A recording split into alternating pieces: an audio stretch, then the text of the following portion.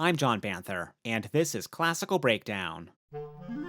From WETA Classical in Washington, we're your guide to classical music.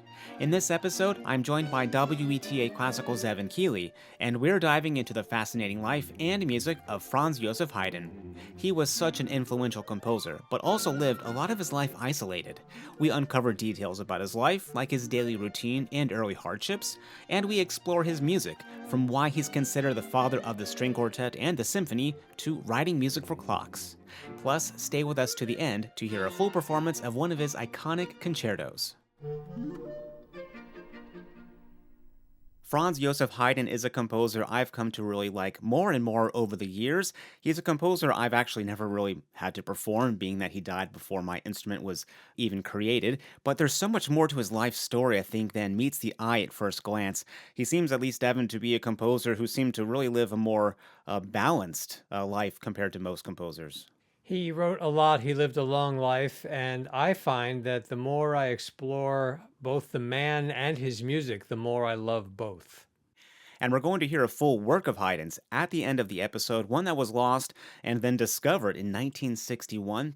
But actually, let's take a quick look at the earliest known work we even have from Haydn, composed when he was a teenager. This earliest known work is a Missa Brevis, a short work written for religious services. He wrote this in 1749, 1750. He's still a teenager. And this would also be a work that actually contains his last compositional activity too, so stay with us to the end to hear about that. But Evan, this Missa Brevis, it sounds so mature, right at the tail end of what we consider today the end of the Baroque period. I almost wish we had something more immature, something really early from Haydn.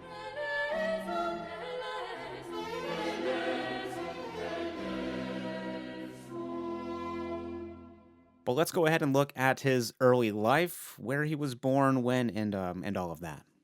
Haydn was born in 1732, just a couple of weeks after George Washington was born, by the way. 1732, the year of his birth, born in Rohrau, a small town in Austria. Family was of modest means. His father was a wheelwright and also had a leadership role in their community, something of a sort of a village elder or a mayor at one point.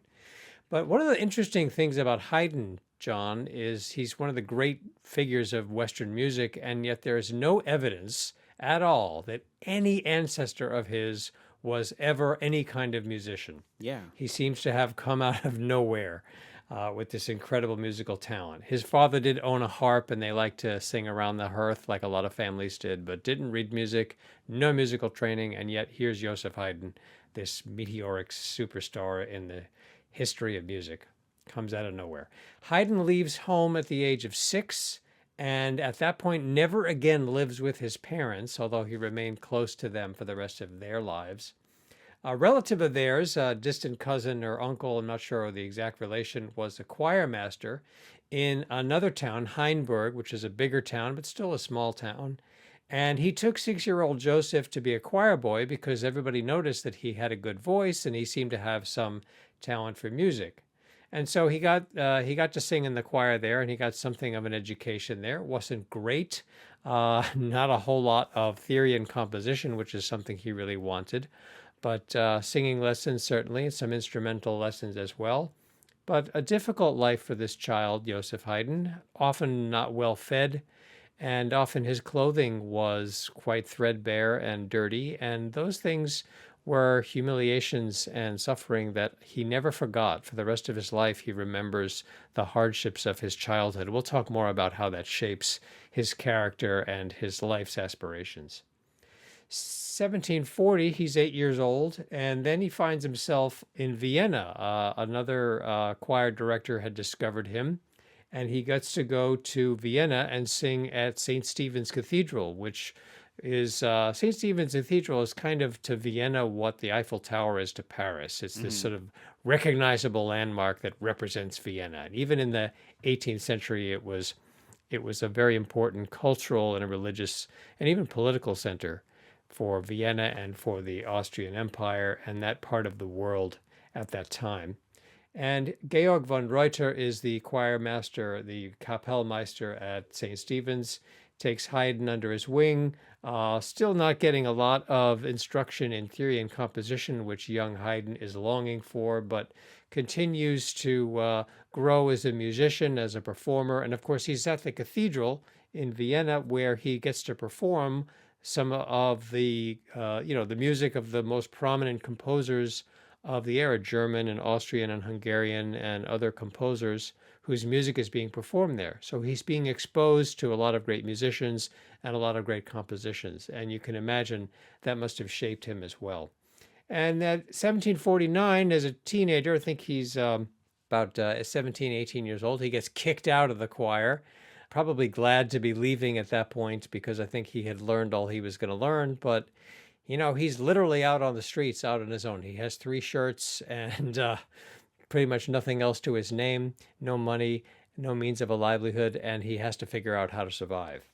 I mean, what a story even just so far. One unusual, no musical family at all. That's usually how someone gets introduced into music. And then already living and learning these hard lessons. He's going hungry, his clothes are not clean or they're torn from what I've also read. And he's already going from one place to another, never to live with his parents again. And he's only, 10, 12 years old, and then kicked out when he's about 18. And he goes from there into a career that still exists today, and that is being a freelance musician. And I'm sure if Haydn could be reanimated or come back in some way, he would not be surprised at just how brutal being a freelancer still is. So, just to give some context for this and what life is like, being a freelance musician, it means you have to be able to fit into any playing situation as needed. You might be playing with an orchestra one week, a chamber group another week, and then or a solo in between, or all happening at once. You have to sight read so well. Even for myself, it's not uncommon when you get called to fill in for a group that's younger, maybe students. They just say, "Come to the concert," and you just sight read the concert. And you book yourself so busy that you have no time. And that's because you also have to become a debt collector oftentimes after a gig to get the money that you are actually owed. So, a lot of the negatives described right there, there's a lot of positives too, but that's just to say it's a hard life. And Haydn is continuing this hard life, living as a freelance musician, and he struggles through all of this, performing and also teaching privately, and in the evenings when he can, composing and arranging. Right, and still not receiving a whole lot of instruction in theory and composition, so he decides to teach himself. And he gets his hands on a lot of these treatises that have been written over the generations. And after a long day of running around doing gigs or whatever, he'd be sitting in his room by candlelight reading these treatises. Maybe he had a keyboard there to kind of look over things. Also studying scores. Carl Philipp Emanuel Bach is a composer that he really admired. So he's really building on his own education as well as working very hard to survive as a freelancer. But he's also growing, his reputation is growing. People are starting to notice he's actually quite a good musician. He's willing to work hard, and he's someone that people like to work with. He's an agreeable personality. He's hardworking, he's dependable, he's honest, and things slowly start to look better and better for him. Yes, I see he's like 20 years old and he becomes this personal valet and also accompanist to the composer Nicola Porpora. And apparently not an easy composer to live with, but Haydn stayed. He saw it through. This was probably also a big step forward for his education, just learning, being in proximity to this composer. But I think maybe today we might have a more rosy view of what that might be like a personal valet. It was not, I think, very glorified work. It was probably difficult and probably kind of dirty too. Probably not an agreeable job. And Porpora, a contemporary, by the way, of Johann Sebastian Bach, born a year after J.S. Bach in Mhm. 1686, an older man at this point, had quite a reputation. And he actually does teach Haydn some composition and theory. So Haydn gets to study with this great composer who's also like, hey, bring me my coffee, or hey, brush my jacket for me, and Haydn, seems to grin and bear it because he gets a lot out of the experience, even though it's also quite hard. So I guess the next question would be, well, how does someone move on from this to maybe moving forward as a composer or a musician? What's the path out of this? And it's, well, getting a position at an estate or a royal court, either as a musician or, as we've said before, the word Kapellmeister. And that is a word that we use to describe, I think, what we would call today a music director. A Kapellmeister would be in charge of musical activities, conducting, which often meant you're playing an instrument like violin, leading from the orchestra, you're composing, you're arranging, teaching. It depends on the post and how much money they even have. Right. If you're a musician, a composer in Austria in the mid 18th century, you want to earn a living in music, you're going to do it through the church and or through aristocratic patronage. And Haydn ends up, because he's been able to grow his reputation as someone who's a very skilled musician and a good person to work with, he's gradually able to insinuate himself into these situations where he's able to start really supporting himself. Yeah, it sounds like he had a couple of smaller positions and starting in 1756 and then landing a rather big position in 1761 as Vice Kapellmeister for the Esterhazy estate. But in the few years prior to his arrival at the Esterhazy estate, Haydn stumbled into a musical form and in these early years for him really influenced music, I think, really into the 20th century, and that is with the string quartet. I say it so often myself, and I hear others say it too. We often call Haydn the father of the string quartet. Right. He didn't invent the form, but it was a new form when he was among those who are contributing to its development. And his contributions to the development of the string quartet are probably more significant and of lasting consequence than any other composer of his time. So we have a good bit of evidence here from one of his early biographers, Georg August Griesinger, and this I think sums it up well. I'm going to quote, and it's also paraphrasing here to for better context for us, but writing, the following purely chance circumstance had led him to try his luck at the composition of quartets. A Baron Fernberg had a place in Weinzierl, several stages from Vienna, and he invited, from time to time, his pastor, his manager, Haydn, and a cellist friend, in order to have a little music. Now, this sounds pretty normal so far. Someone plays an instrument, they've got some money and resources, so they get people together to play and write some music. Continues, Fernberg requested Haydn to compose something that would be performed by these four amateurs. Haydn took up this proposal and so originated his first quartet, which immediately, it appeared, received such general approval that Haydn took courage to work further in this form.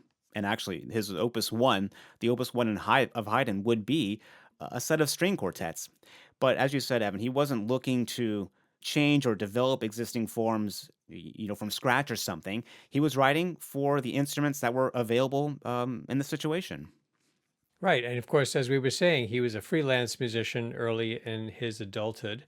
Playing on the streets, you don't have a harpsichord or an organ as you're roaming the streets. One of the things these freelancers would do is serenades. They would literally perform on the street. This is a very popular activity in mid 18th century Austria. You could make some halfway decent money doing it. But if you're just playing like you have nothing but strings, in that era, having music without a continuo, without a keyboard instrument to fill in the harmony, was still rather exceptional. But you can imagine how Haydn's ear is being attuned to the possibilities of different combinations of instruments and what they can sound like. And this is an era in which the continuo of the Baroque style is starting to fade away. And Haydn is actually playing a pretty significant role in that musical development. He really is. I think, especially with his Opus 20 set of quartets, we're actually hearing number 4 right now. This set really solidified his legacy in string quartet writing. It reminds me of things or discoveries, well, sometimes they're by accident. Think of Archimedes and the Eureka moment, or when microwave ovens came about because of a melting chocolate bar, something like that. So, a few years later, 1761, he starts that Vice Kapellmeister position at the Esterhazy estate. And the word vice in front of Kapellmeister might tell you this was a rather a wealthy estate. They had so much money, they had a Kapellmeister and a vice one as well. For Haydn, this meant he was actually in charge of everything but the church music that was reserved for the older Kapellmeister. Haydn would take over everything with the full position a few years later in 1766. And then, Evan, it sounds like he was there for decades. I mean, this was a long Long-standing commitment. Long-standing commitment. 1761 is the beginning of a decades-long relationship between Haydn and the Esterhazy family. In fact, the prince who hired him then died not too long thereafter, and Nikolaus I was the next prince in the family line. And he and Haydn had a relationship until Nikolaus's death in 1790. The Esterhazys are one of the wealthiest families in Europe. They are spectacularly wealthy. And Nikolaus I, in particular, had a real enthusiasm for music, which means, among other things, he was willing to spend money on having musicians on his various estates. And he builds this huge estate out in Esterhazy. It becomes the name of the town. It was a hunting lodge. And he builds this enormous estate out there to rival the Palace of Versailles outside of Paris. And I think you might say he succeeded at that. It is a spectacular place, and the music that's going on there is of top quality. And with so much money and, well, such a powerful employer, you can imagine this shapes the music that Haydn would write. And today, I think through, well, from our lens, hundreds of years later, things can kind of be misleading. So basically, to explain that, Haydn wrote over 100 trios featuring the baritone instrument. And this might be the first you've heard of this instrument because we're not talking about like a baritone singer. This is an actual instrument. Looking back, you might think this was a popular instrument and that Haydn must have really liked it. He wrote over 100 after all. But the truth is, this instrument was already obscure back then as well. It was unwieldy. It was very difficult. There's two sets of strings. It just wasn't popular. But the prince started playing the instrument, really liked it, and of course wanted Haydn to write music for it. I can just imagine Evan Haydn coming into the office and the prince, look at this instrument, isn't this great? Write me a bunch of stuff for this, can't you do that? And Haydn, well, yeah, sure, great. And then kind of begrudgingly later writing these trios for an instrument he doesn't like and his boss probably didn't play all that well, I think. And we would probably have forgotten this instrument ever existed if Haydn hadn't wrote all this Oh, yeah. music for it. But, it also says something about Haydn's character that he's willing to adapt himself to his circumstances. So I agree with you that he probably felt like this is hardly the most exciting instrument to write for. But he rises to the occasion. He actually writes some delightful music for the baritone and other instruments in ensembles, usually trios. And he's demonstrating once again his willingness to do what he needs to do to survive, to ingratiate himself, but also more importantly, he's willing to be creative in the face of circumstances in which most of us would be like, "What the heck is this instrument? No, I don't want to write for this boring, annoying instrument that nobody likes." Haydn sees it as a challenge, and he rises to the occasion, as he does throughout his life in similar circumstances. Yes, there's so many examples of artists producing great work, almost excitingly in some ways. I have no idea about Haydn, but in dealing with rules and self-imposed regulations, and well, it forces you to be creative in different ways. Now, he also got married, and this is something I knew so little about Evan until basically we started talking about this. That Haydn was even married. I never really hear anything about it. Yeah, it's a puzzle to me too, John, as I'm also continuing to learn about it. This is new for me as well. He gets married in 1760. Not really clear why he marries this woman. He had been in love with her sister, who then went into a convent, so couldn't marry her. So he marries this woman who doesn't seem to have much interest in music, doesn't frankly seem to have a lot of interest in him. He later on remarked, "We grew very fond of each other, but I soon found out that my wife was very irresponsible." And it also turns out that she was not able to have children, which in that era, in that culture, Hmm. not a small thing. And he remarked that made him, as he put it, less indifferent to the charms of other women. And in fact, both of them were unfaithful in the marriage throughout the course of its duration over the years. Despite that, they lived together all those years. Divorce wasn't really an option socially or legally for most people. Yeah. So they just kind of worked around it. And it's a strange and puzzling connection. And it's very sad because here's this very generous, very gentle, very loving man. And he's in this rather loveless marriage. And I think both of them probably deserved better, but that's how they ended up. things were things were very different to say the least. So as you said, Evan, the Esterhazy estate, very, very wealthy. This meant Haydn had great resources to compose not just smaller works, trios, string quartets, or whatever, but full symphonies with an in-house orchestra and rather his own lavish concert hall. We'll put pictures and things on the show notes page. It's quite spectacular. But let's talk about his symphonies for a moment too, because Haydn is also sometimes referred to as the father of the symphony as well. He had such a, I think, a big part of its development, as we see looking back at it, for this time period, the middle and the later part of the 18th century. We learned all about the symphony and the history of it in episodes numbers 4 and 14. But looking at Haydn's, he started writing them even in the late 1750s, just before arriving at Esterhazy. But these are not symphonies like the one by Mahler we did an episode on recently. These are much less developed, much less advanced, just for lack of a better word. They're pretty short, 10, 15 minutes, and still in three movements. Right. These are much more like opera overtures, as you learned about in episodes 4 and 14 of Classical Breakdown.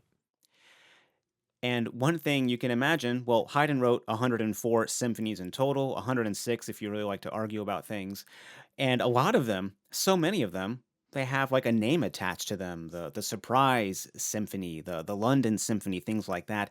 But Haydn did not actually give these nicknames himself. That was given either by publishers looking to differentiate or make something seem more exciting, or very often it was also given by audience members, because how do you differentiate, symphony whatever from whatever? I actually, even for myself, I forget the numbers all the time, but you tell me farewell symphony or surprise or something like that, I know exactly what you're talking about.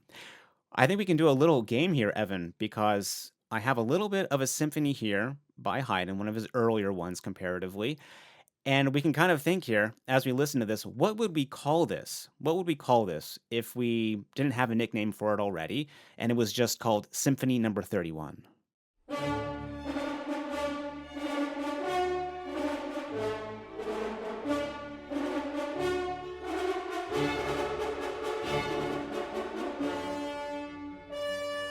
Now, Evan, I'm just going to, I don't know, give a wild guess here, but I think the nickname for this one might have something to do with the horn.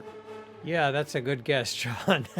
Well, one of the things I like about that too is it not only gives us a hint as to the nickname that arose, but also a sense of Haydn's willingness to experiment with different instrumental combinations. And that's another thing we'll see, especially in his orchestral writing throughout his career. Yes. So that's Symphony Number 31, Horn Signal. I think today we might say something more like horn call, but horn signal, something more for their context back then. That one is also very kind of surprising. Four horns in that, we don't really see that in a symphony until later on. Reminds me of Schumann's Concertstück for four horns and orchestra, just quite remarkable. And another one, Evan, his Symphony Number 45, Farewell. This one seems even more unusual the more I think about it, although I've heard it so many times. It's like a protest symphony. I don't know if there's one that happens before this. One of the interesting things about the Esterhazy Palace was most of the musicians were not allowed to live there with their families. So they'd be there for weeks or months, however long the prince wanted to be out there. And after a while, they really missed their families and they would want to go back to Vienna or Eisenstadt, the other places where the Esterhazys would dwell. And what we know is that Symphony Number 45 was written as a kind of protest, as you said, John. And the way it's called the Farewell Symphony. And in the final movement, after a couple of measures, some of the musicians start to leave. Haydn actually instructed them to blow out their candle and leave the stage.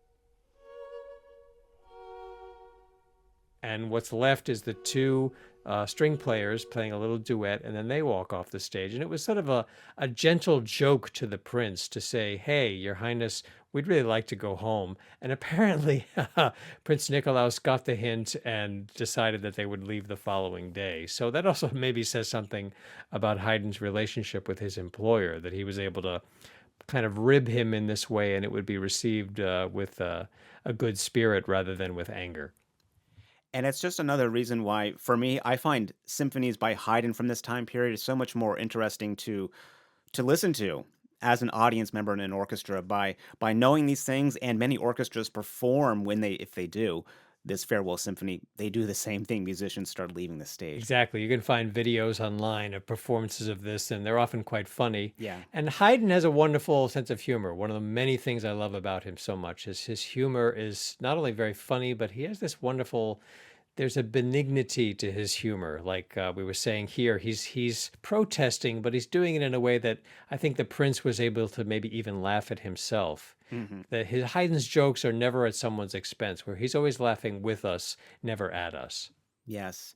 So sometimes they're called, they get a nickname by a featured instrument, something happening literally like in the farewell, or something written in the music like number 47, Palindrome.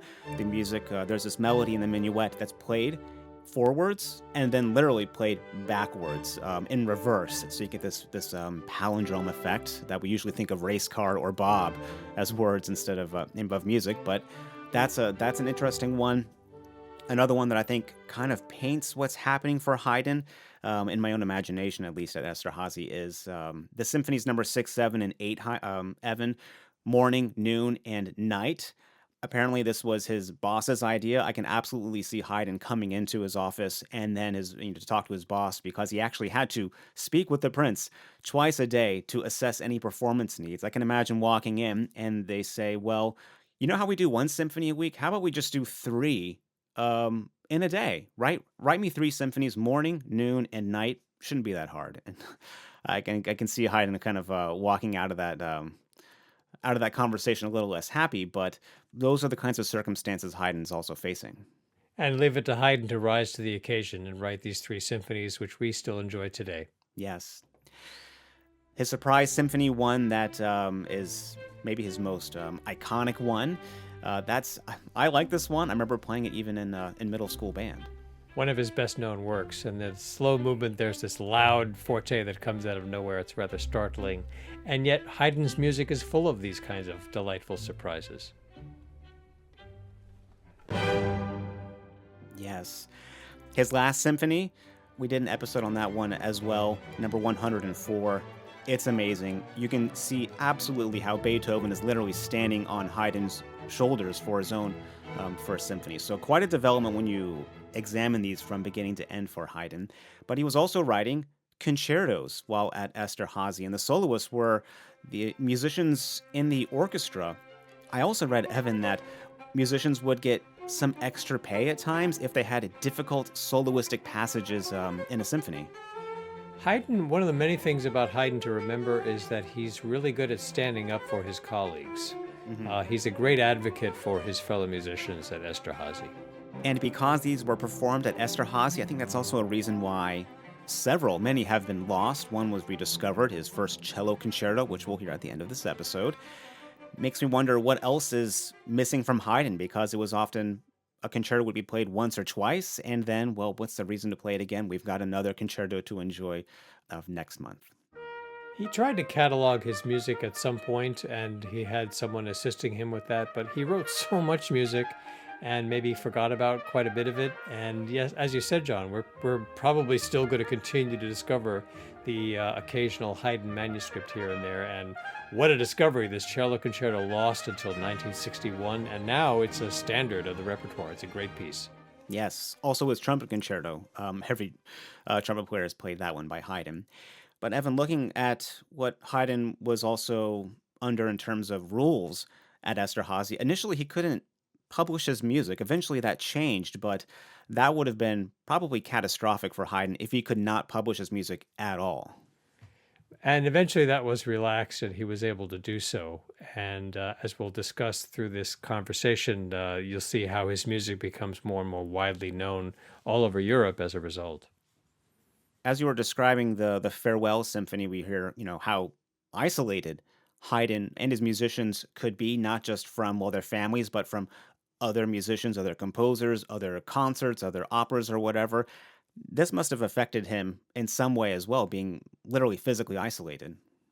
Esterhazy is definitely kind of out there in the middle of nowhere. Like I said, it was a hunting lodge, and the prince decided to build this sumptuous palace there. So people would come to Esterhazy, including people like the Empress Maria Theresa.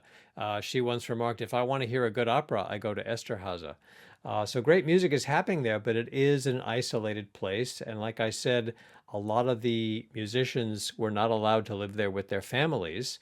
So unlike Haydn, who was there for decades, musicians would come and go. But if they worked with Haydn at the Esterhazy Palace, they got to know him, they got to know his music, they liked him, they recognized his genius as a composer. And then when they would leave, some of them would take some of these scores with them, like you were saying, John. Here's a concerto that got played once. And they would show these scores to somebody else. They would get published. Haydn would be able to publish those through the support of fellow musicians. And pretty soon his music is being disseminated all over Europe as a result. It's quite a thing to see that all play out. And I also imagine for Haydn, being isolated means he needs to be creative. He needs to develop his own sound in that way. And having the resources of an orchestra and musicians, it seems like a great situation for a composer. Being isolated, you can try everything almost free of judgment from critics or something, and you can tweak things. You know what? Last week, this did not work in terms of the balance. What if I try this? So I think it opens that door a little bit as opposed to he's in Vienna, he's got to make this one thing really sell out, and then he's got to, be distracted creatively by the next piece or something. Exactly, John. And as we were saying, because he had these relationships with these musicians he was working with, he knew how to write for them, he knew what their strengths were, and he knew how to play around with that. He made a remark late in life. I want to read you this quote, which is relevant to what we're talking about. He says, later in life, looking back on his years in Esterhazy, he says, my prince was satisfied with all my works. I was praised. As head of an orchestra, I could experiment, observe what heightened the effect and what weakened it, and so could improve, expand, cut, take risks. I was cut off from the world. There was no one near me to torment me or make me doubt myself, and so I had to become original. And I really think that sums up Haydn's life in so many ways. We talked before about being a freelancer and how flexibility was an absolute necessity, and we see how that's played out as a quality for Haydn being Kapellmeister at Esterhazy. So there are other things that are in your, I think, your job description when it comes to being Kapellmeister for such a wealthy estate. And here's something, Evan, I had no idea about. Haydn had to write, of course, marches, duos, whatever for the estate, but he also wrote music for clocks, a mechanical clock. I mean, you know how the old clocks, they chime or play a tune when the hour changes? Haydn had to write music for this kind of auto-mechanical organ that would be fit inside of a large ornate clock at the palace, and this organ could be programmed, I guess similar to a piano roll in some way, but programmed to play different music. I'll put a video on the show notes page because recently they got it working, and I think it's one that Haydn was actually physically in the room and even participating in, and they have it working now. But that's how far his job goes as Kapellmeister. He's writing symphonies one day that we still play, and the other he's making sure there's a pleasing tune for the prince when the clock strikes 3. Really gives you a sense of his flexibility and his open-mindedness about his circumstances. And we'll get into opera and some relationships he had with other composers right after this. Haydn, being so flexible and willing to take on any challenge, he, of course, also took on opera, right, Evan? But unlike Mozart, who is premiering operas in actual big opera houses, huge casts, ornate, I think even set designs and things like that, Haydn's operas, they're being played at the actual, the palace where everything else has been going on. Right. And these Esterhazy performances had multiple performances, but they're still there at the palace. People are coming from far and wide to hear these performances. A lot of them are very intimate works. A good example is, just to throw out one of them, L'Isola Disabitata, The Deserted Isle, was an opera that Haydn wrote in 1779 to be performed at the Esterhazy Palace. It's a good example. 4 people in the cast. Very simple plot, very small cast, very intimate staging. It's a shorter piece, maybe it's under 2 hours, and it was probably never performed again except for that one time in 1779. In fact, like we were saying before about these concertos and so forth, things that performed once and then a lot of them got forgotten about. This opera was lost and then rediscovered in the 1970s. And we hear it today on WETA, Viva la Voce, and other opera companies and so forth are recording it and performing it. And Haydn's operas are slowly being rediscovered, some of them having not been performed for 200 years or more. Wow.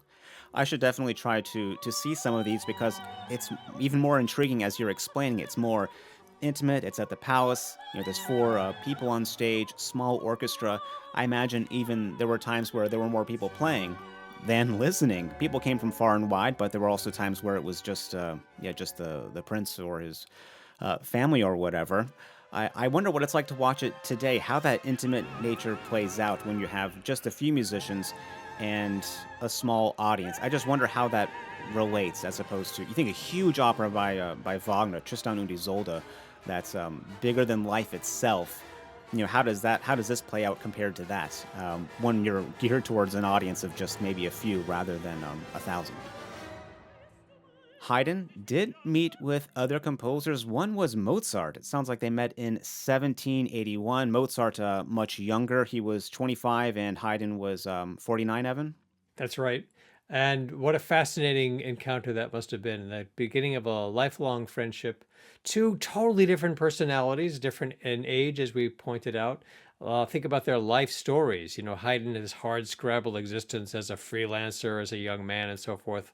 Unlike Mozart, the Wunderkind, who's touring all over Europe before his voice changes. And yet, by all accounts, they loved each other. They admired and respected each other as composers. They had a deep personal friendship.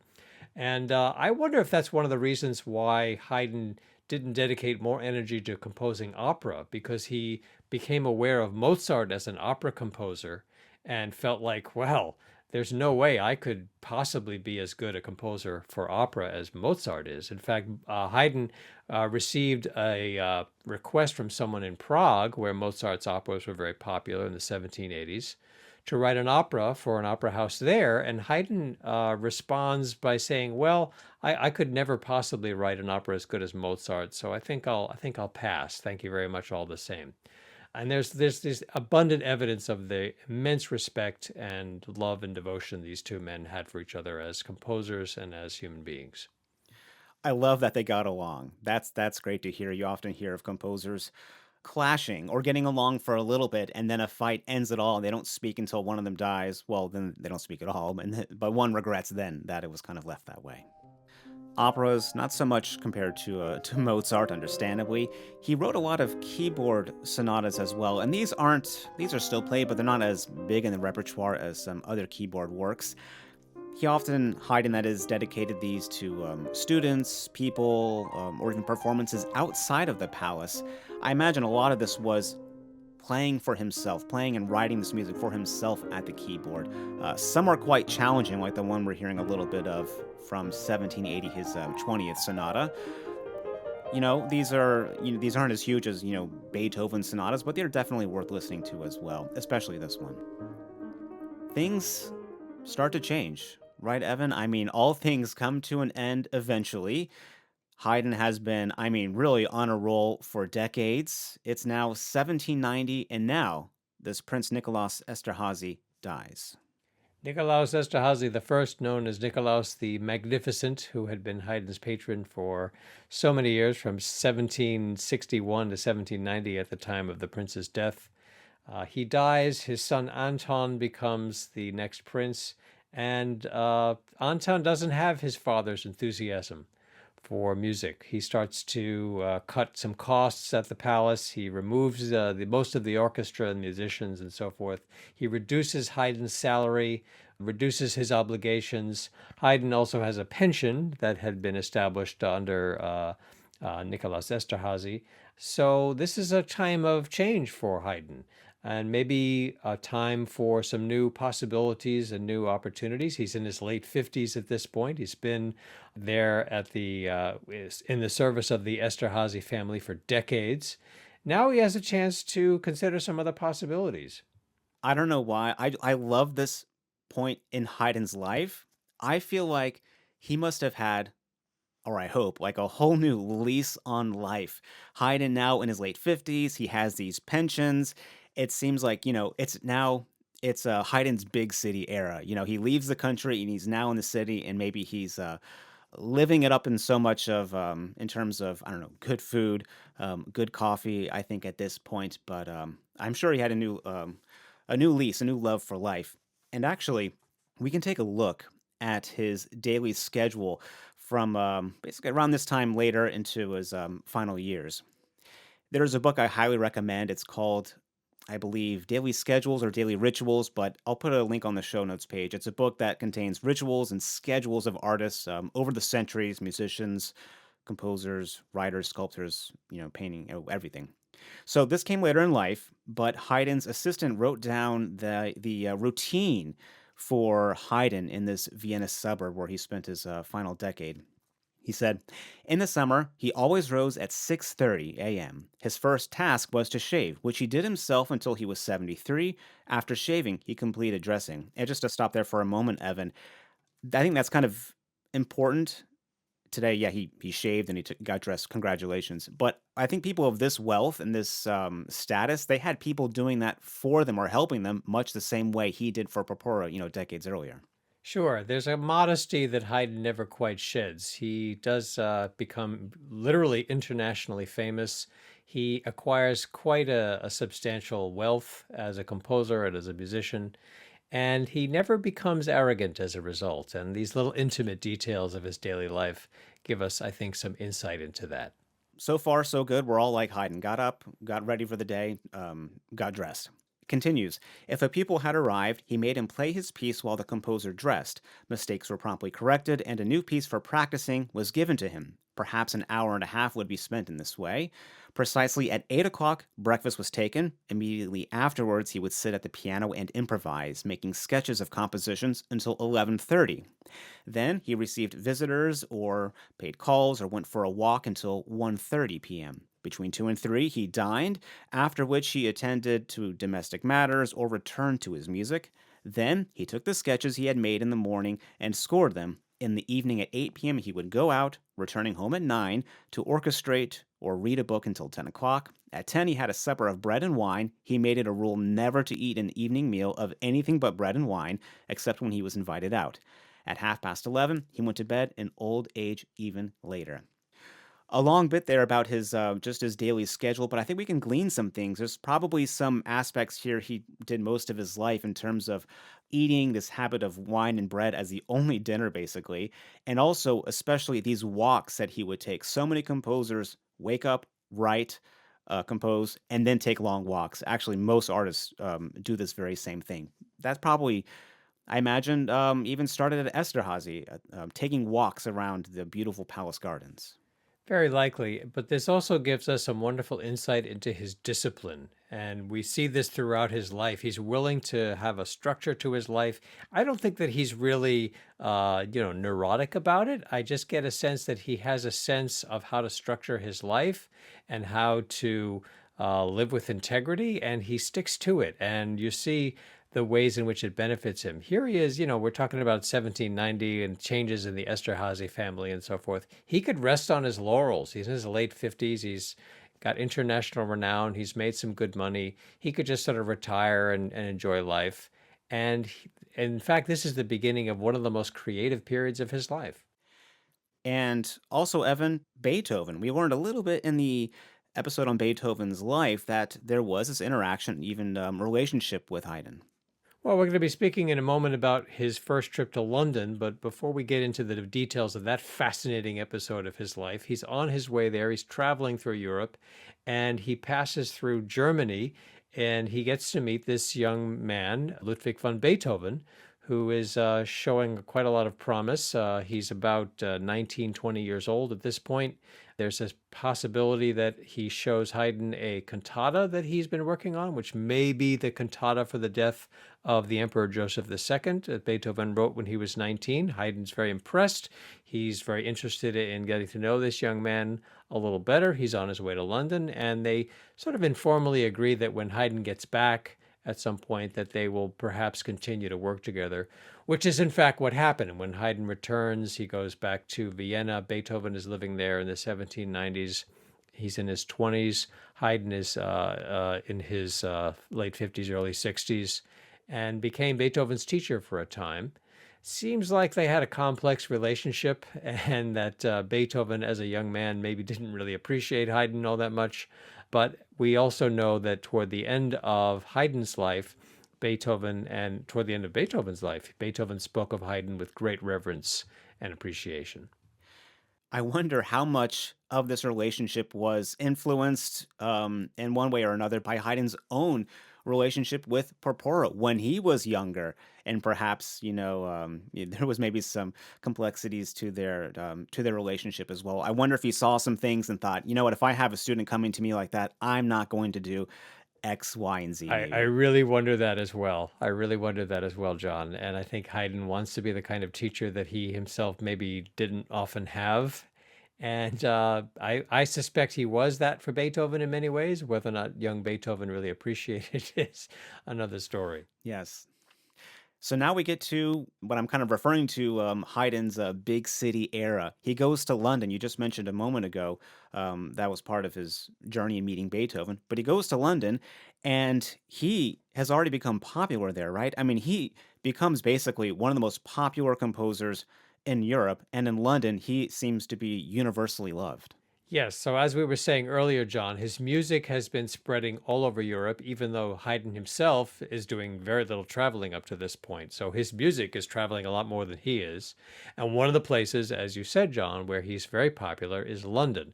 Johann Peter Salomon was a German born impresario and violinist and conductor. In fact, coincidentally, born in the same house in Bonn that Beethoven would be born in later on. That's Oh, a whole wow. other story. Yeah, incredible coincidence there. Salomon is this very skilled concert promoter. He's an impresario. He manages musicians and arranges concerts and so forth. He's very good at it. He goes to London probably in the early 1780s. So by the time he comes to Austria to collect Haydn and bring him to London, he's already been in Britain for almost 10 years, and he really knows the scene. He's a very shrewd businessman, and he knows the tastes of the London music loving scene. So he really knows how to arrange things for Haydn in a way that's going to be beneficial to himself and to Haydn and to also music lovers in Britain. And so there's these incredible opportunities for Haydn going to a place like London, where the music scene is quite different from anything Haydn has experienced. I was saying earlier, if you're in Austria in the mid to late 18th century and you want to earn a living as a composer, as a musician, you're going to work through the church and or you're going to have an aristocratic patron. London isn't really like that.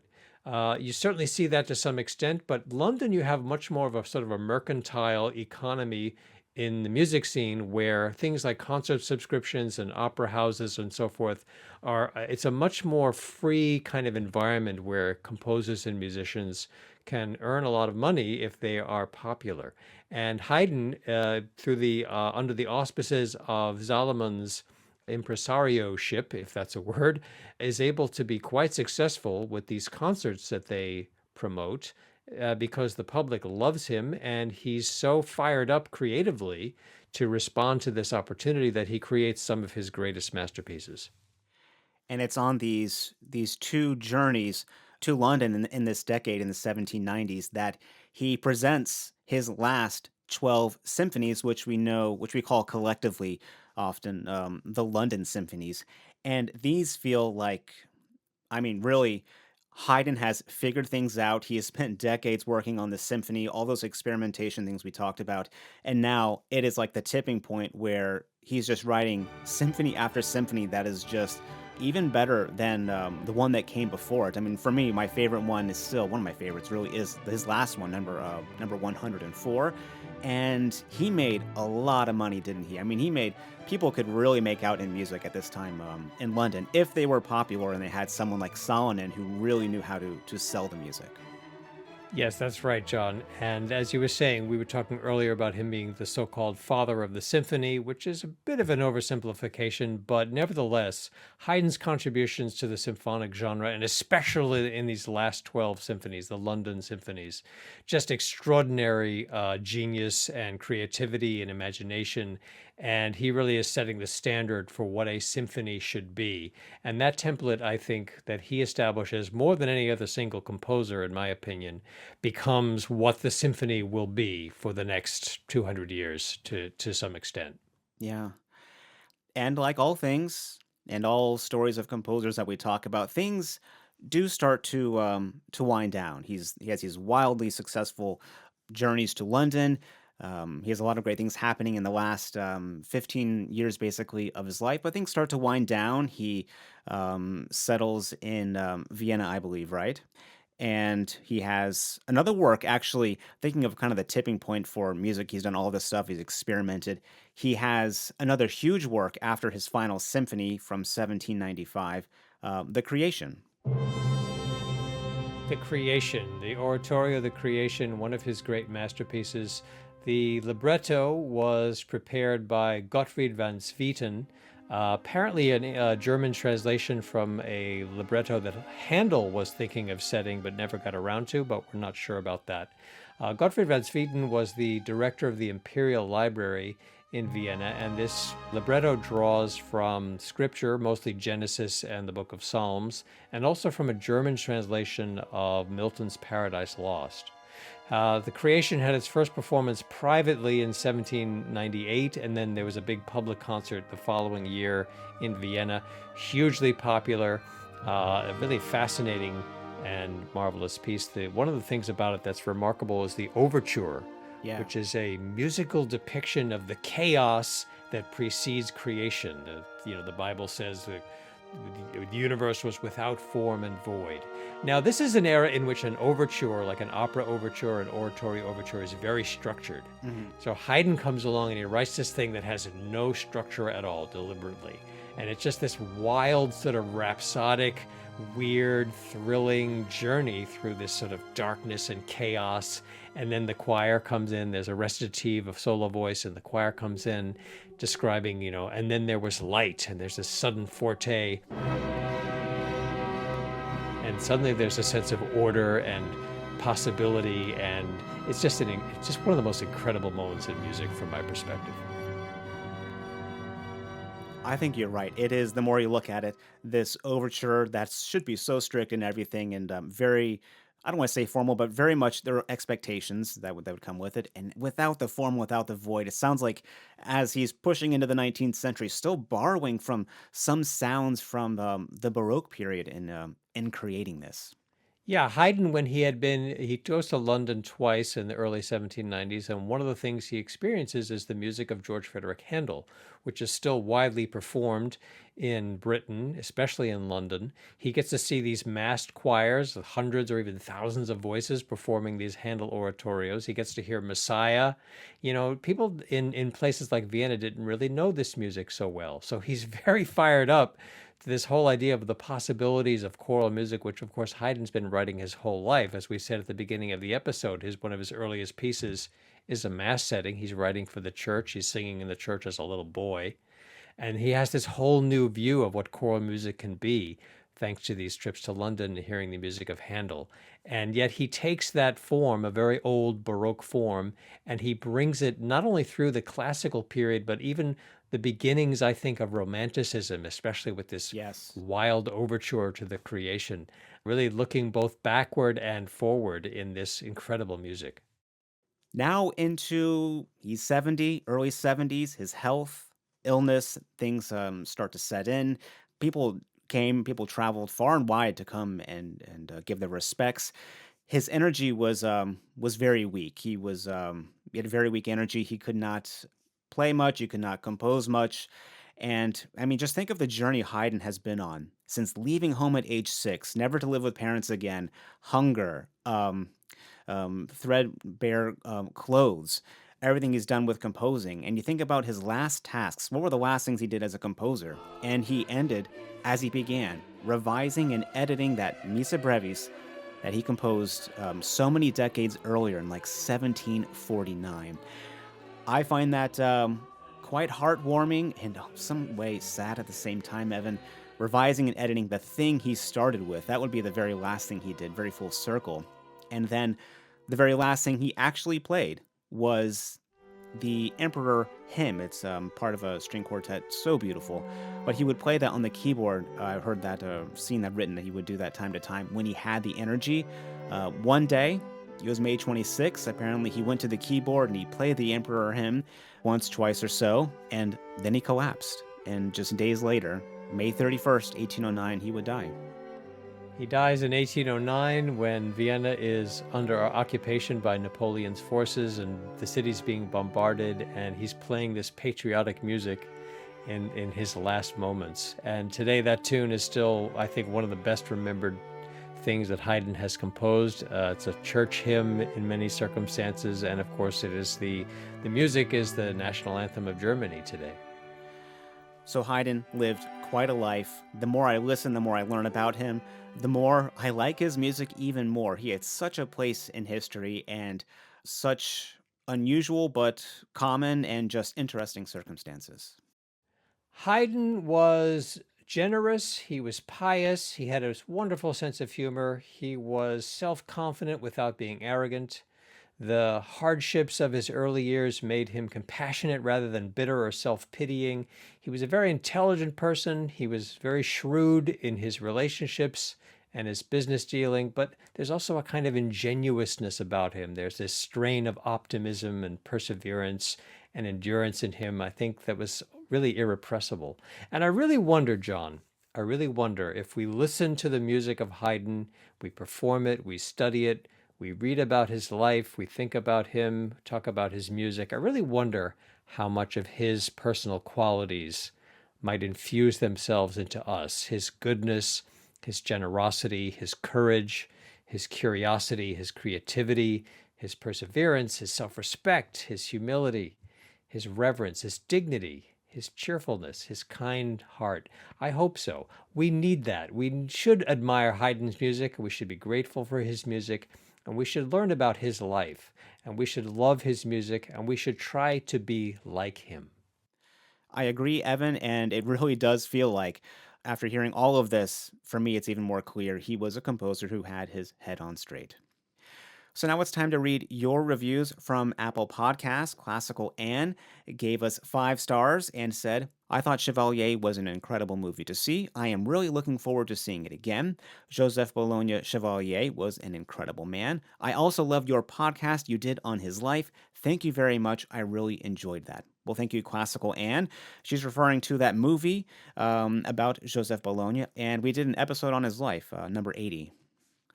Okay, so now let's hear that work of Haydn's we promised earlier, his Cello Concerto number 1. This is cellist Pierre Fournier with the Festival Strings Lucerne and conductor Rudolf Baumgartner.